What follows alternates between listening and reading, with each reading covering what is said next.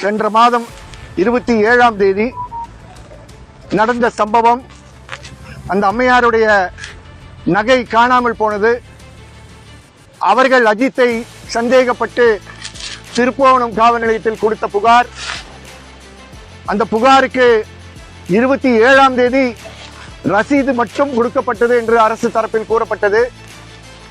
28ஆம் தேதி காலை 10:30 மணிக்கு தான் நகை காணாமல் போனது சம்பந்தமாக முதல் தகவல் அறிக்கை பதிவு செய்யப்பட்டது என்று அரசு தரப்பில் மூத்த வழக்கறிஞர் அடிஷனல் அட்வொகேட் ஜெனரல் மதிப்பிற்குரிய திரு அப்துல் கான் அவர்கள் கூறினார்.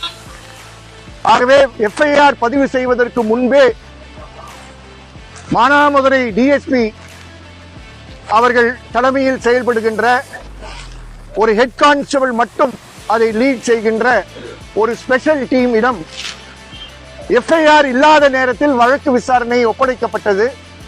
அந்த ஸ்பெஷல் டீம் அஜித்தையும் பின்னர் இரவில் அருணையும் மற்றவர்களையும் அவருடைய தம்பி நவீனையும் காவலில் இரவு முழுவதும் 27ஆம் தேதி இரவும் 28ஆம் தேதி காலை விடியங்காலை நாள் முழுவதும் திருப்புவனத்தை சுற்றி இருக்கக்கூடிய ஒரு 4 பகுதிகளுக்கு கூட்டிச் சென்று மிக கொடூரமான சித்திரவதை நடத்தினார்கள் என்பதை நீதிபதி கேட்டு ஆவேசப்பட்டு வருத்தப்பட்டு தன்னுடைய ஆணையில் குறிப்பிட்டிருக்கிறார்.